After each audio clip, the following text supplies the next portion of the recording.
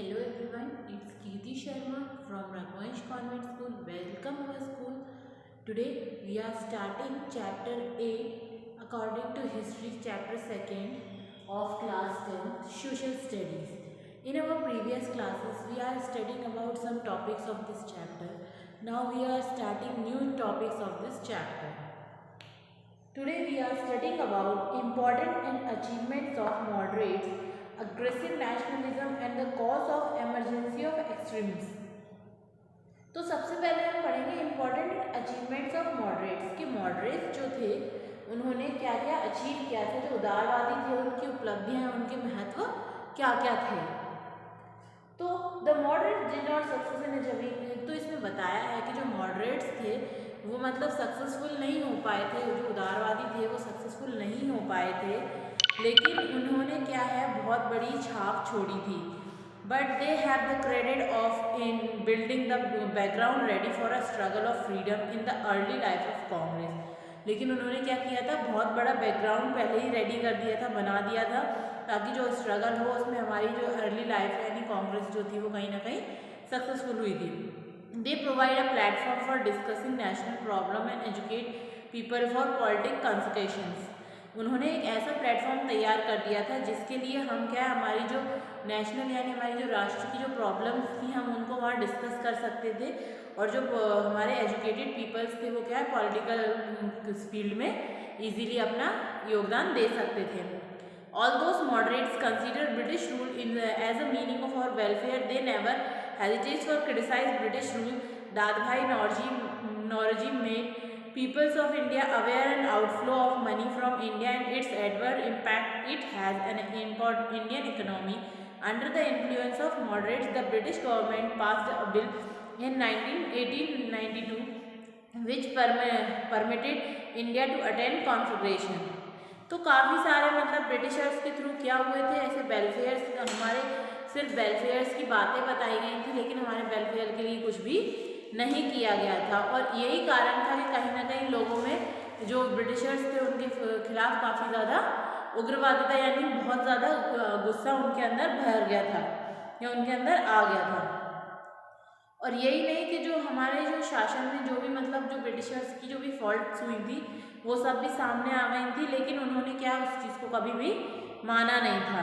और इसी के साथ साथ जो उनकी काफ़ी सारी मतलब जो गलत इफेक्ट हमारे ऊपर पड़ रहा था उससे भी हम लोग परिचित हो गए थे और उससे भी इंट्रोड्यूस हो गए थे. और जो हमारे मॉडरेट्स यानी उदारवादी जो थे उनके प्रभाव के कारण जो हमारी ब्रिटिश गवर्नमेंट थी उन्होंने क्या किया था, 1892 में एक एक्ट यानी एक अधिनियम बनाया था जिसके कारण हमारे जो इंडियंस थे उनको कहीं ना कहीं उस असेंबली में जगह मिली थी, यानी हमारे जो परिषद वगैरह थे उसमें शामिल होने का हम लोगों को क्या मिल गया था, कहीं ना कहीं एक रास्ता, एक जरिया मिल गया था कि जिससे हम इजीली उन लोगों तक वहाँ तक पहुँचकर और वो सारे काम कर सकते थे. फिर है अग्रेसिव नेशनलिज्म. अग्रेसिव नेशनलिज्म से मतलब था कि जो लोग मतलब बहुत उग्रवादी थे, मतलब उन्हें गुस्सा जल्दी आता था, वो हमेशा ऐसे मोटिवेट करते थे, गुस्से में रहते थे. In this intention period of establishment of Indian National Congress for 20 years, the Comrade of Indian National was in the hand of liberal. तो अगर इस पीरियड में देखा जाए तो जो हमारी इंडियन नेशनल की जो कांग्रेस थी उसकी जो स्थापना हुई थी, जो कि 20 साल तक कम से कम किसके कांग्रेस के हाथ में उसकी कमान रही थी, लेकिन जो अग्रेसिव हार्डली लिबरल जो थे मतलब उग्रवादी लोग जो थे उदारवादी जो थे उनके हाथ में रही थी. उसके बाद ये क्या है कि पॉलिटिकल व्यूज़ को देखते हुए इसको क्या अग्रेसिव नेशनलिज्म वालों ने अपने हैंड ओवर कर लिया था. Appears request and digression, they wanted to prepare the people for national struggle, those invoking self respect, self consecration, patriot and courage. They want to press the British empire to give the India their rights. तो लेकिन इसने क्या किया था, इन्होंने बहुत अच्छा काम किया था कि इनके कारण कहीं ना कहीं हम लोगों के अंदर हम आत्मविश्वास, सेल्फ कॉन्फिडेंस, आत्मसम्मान और अपने देश के प्रति करेज की जो एक फीलिंग्स थी वो अवेक हो गई थी, वो जागृत हो गई थी, और हम हमारे ब्रिटिश गवर्नमेंट से हमारे इंडियंस के जो राइट्स थे उनको लेने के लिए तैयार हो गए थे. अब आते थे causes of emergence of extremism, यानी जो उदारवादी लोग थे, उग्रवादी जो राष्ट्रवाद थे, वो किस कारण से उदय या फिर उनका बढ़ना चालू हुआ था। पहला है dissatisfaction toward the working of moderates. पहला था जो उदारवादी थे वो लोग, उनकी जो मतलब काम करने का जो तरीका था वो उन लोगों से वो खुश नहीं थे। तो द एग्रेसिव नेशनलिज्म, जैसे लाला लाजपत राय, विपिन चंद्र पाल, अरविंद घोष, ये सब जो इंडियंस थे वो क्या है पॉलिटिकल राइट्स थे, मतलब वो लोग क्या करते थे बहुत उदारवादी साइलेंट रह के काम करते थे। लेकिन जो उग्रवादी थे यानी जो हमारे अग्रेसिव नेशनलिज्म के लोग थे उनको क्या लगता था कि ये जो ब्रिटिश गवर्नमेंट है वो सीधी तरीके से मानने वालों में से नहीं है, वो क्या है एग्रेसिव मोड में आकर ही समझती है। तो वो लोग क्या, उन लोगों को ये लगता था कि जो ब्रिटिशर्स है वो हमेशा हमारे लिए जो उनका मतलब इनजस्टिस है, फिलॉन्थ्रोपी है, ये सब वो हमेशा हमारे प्रति उनके मन में यही भावना है कि हम इंडियंस को हर्ट करते रहेंगे और वो इजीली हर्ट होते रहेंगे। तो इसी तरीके से उन्होंने काफ़ी सारे मतलब जैसे लोकमान्य तिलक थे, उन्होंने सीधी भाषा में ये बोला था कि Indians will not give the freedom as a silver plate, कि जो भारतीय हैं उन्हें आज़ादी एक चांदी की थाली में लगी हुई नहीं मिलेगी, उसके लिए उन्हें क्या करना पड़ेगा, संघर्ष करना पड़ेगा। फिर फेलियर ऑफ लेजिटिमेट मूवमेंट, यानी जो संवैधानिक आंदोलन जो हुए थे वो क्यों फेल हो गए थे। Having receive a lot of respect and appears for moderates, Britishers finally in 1892 pass the भारतीय परिषद अधिनियम, but it not provide any valid right to Indians, thus all the hopes of getting political rights were legitimate means faded। क्या हुआ था कि जो having respect received a lot of respect, यानी moderate जो ब्रिटिशर्स थे वो क्या कहते थे कि जो मॉडरेट्स थे उनको हम काफ़ी रिस्पेक्ट करते हैं और उन्हीं के थ्रू हमने क्या किया है 1892 में जो ये भारतीय परिषद अधिनियम जो था वो उन लोगों ने मतलब लागू कर दिया था। हमारी डिमांड्स जो थी उन्होंने उसका एक अधिनियम लागू कर दिया था, लेकिन उसके बाद भी क्या है हमें कोई भी राइट्स नहीं मिले थे इंडियंस को कि हम उसमें अपना निर्णय दे सकें, अपना राइट के थ्रू वहाँ पर वोटिंग या कुछ कर सकें। तो जो होप्स थी मतलब जो किसी जो आशाएं थी जो पॉलिटिकल राइट्स की कि हमें कहीं ना कहीं पॉलिटिकल राइट्स मिलेंगे, तो वो आशाएं भी क्या है ख़त्म हो गई थी। The reactionary policy of British rule, reactionary policy यानी जो ब्रिटिश गवर्नमेंट थी उसका प्रतिक्रियावादी, यानी हर चीज़ पर वो क्या है अपनी प्रक्रिया देते थे।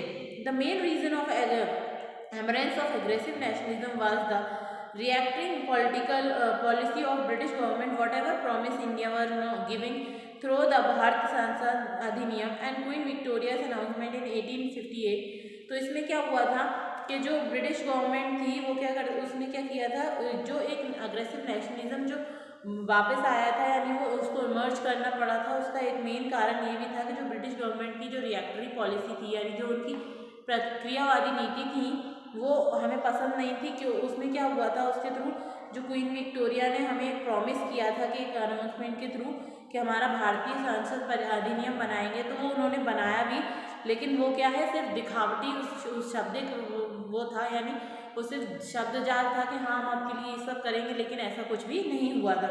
दे were not follow in their true spirit, वो लोग इस अधिनियम को कुछ भी नहीं मानते थे। उनके लिए जो हमारा जो अधिनियम बना था वो कोई मतलब का नहीं था, उनको तो सिर्फ यही मानना था कि हमको किसी भी तरीके से इंडियंस को एक्सप्लोर करना है, उनको शोषित करना है, तो वो करते थे और हम पर हर तरह की वो बंदिशें लगाते थे, लेकिन वो जो उन्होंने एक्ट बनाया था उसका कोई भी पालन नहीं करता था।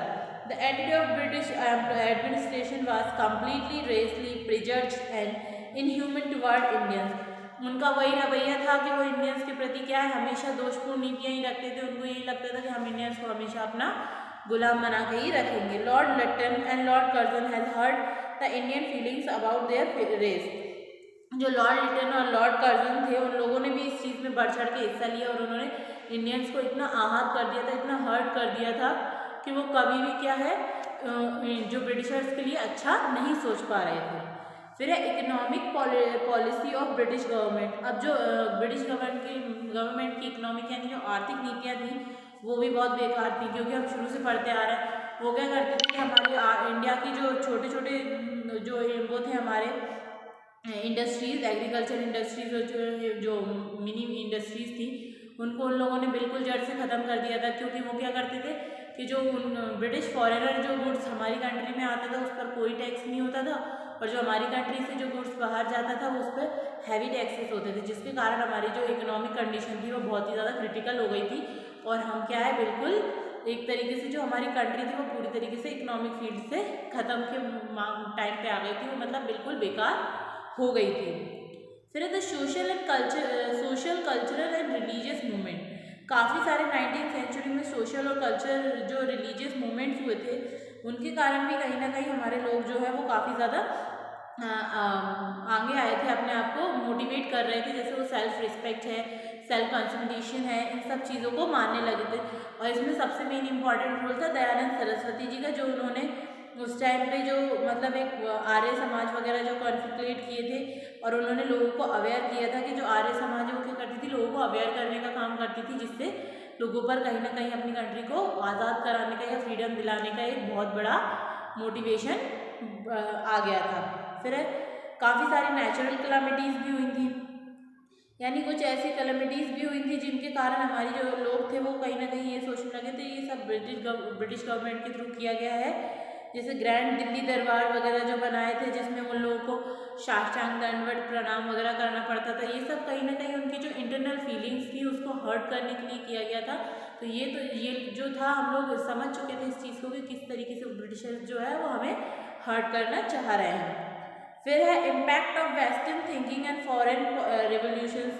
काफ़ी सारे फॉरेन रेवोल्यूशंस और जो पाश्चात्य विचारधारा थी उससे भी हम मोटिवेट हुए थे, जैसे in the knowledge of English enabled many educated Indians to be come across the Western revolutionary ideas। काफ़ी सारे जो मतलब वेस्टर्न एजुकेशन से इंडियंस को क्या है रेवोल्यूशनरी के अलग अलग तरीके के आइडियाज़ आए थे, जिसमें Mazzini, Burke and Garibaldi was the one influence of the most. तो ये सब वो कंट्रीज थी जैसे जापान, रशिया उस टाइम पे जो अपने कंट्री को इंडिपेंडेंट कराने के लिए काफ़ी ज़्यादा मूवमेंट्स वगैरह कर रही थी, उससे भी हमारी कंट्री के लोगों को कहीं ना कहीं हेल्प मिली थी। फिर है partition of Bengal and development of radical nationalism, यानी जब बंगाल का पार्टीशन कर दिया गया और जो क्रांतिकारी थे उनको क्या है राष्ट्रीयता का विकास, उन लोगों ने जब बंगाल का पार्टीशन हुआ उसके बाद जो हमारी नेशनलिस्ट थी उसको कहीं ना कहीं और आगे लाने लगे। तो जो लॉर्ड कर्जन की जो एक नीति थी, यानी 1905 में जो उन्होंने बंगाल को डिवाइड एंड रूल का गेम खेला था, उसमें उन्होंने हिंदू मुस्लिम को डिवाइड कर दिया था। और उस टाइम पे सुरेंद्र नाथ बनर्जी ने लिखा था कि partition of Bengal cause the nationalism movement to take the aggressive step, कि जो बंगाल का पार्टीशन जो किया गया है वो क्या है एक बहुत ही बड़ा राष्ट्रीय आंदोलन का मुद्दा बन चुका है। महात्मा गांधी एक्सेप्टेड हिंद स्वराज, और महात्मा गांधी ने इसको एक हिंद स्वराज का नाम भी दिया था, जिससे लोग क्या है उस टाइम पे वास्तविक अवेकनिंग, यानी हमारे लोग जो थे वो वास्तव में अवेक हो गए थे इंडिया के प्रति कि अब चाहे कुछ भी हो जाए हमें हमारी कंट्री को फ्रीडम दिलानी ही है। अब आता है the development of extreme movements and there system of working. अब ऐसा क्या था कि जो मतलब जो राष्ट्रवादी लोग थे, उग्र राष्ट्रवादी लोग जो थे वो अपने आप को आगे ले जाने के लिए और अपना डेवलपमेंट करने के लिए नए नए तरीके से वर्क कर रहे थे। तो जो उस टाइम पे जो भी नेशनल मूवमेंट्स वगैरह हुए थे उसमें क्या है सबसे फर्स्ट जो था वो महाराष्ट्र था, जिसमें काफ़ी सारे मतलब मूवमेंट्स वगैरह हुए थे। 1893 में बाल गंगाधर तिलक ने महाराष्ट्र में जो गणपति उत्सव हुआ था उसमें सभी लोगों ने क्या है यूनिटी में काम किया था। और 1899 में उन्होंने शिवाजी जो फेस्टिवल था उसको सेलिब्रेट किया।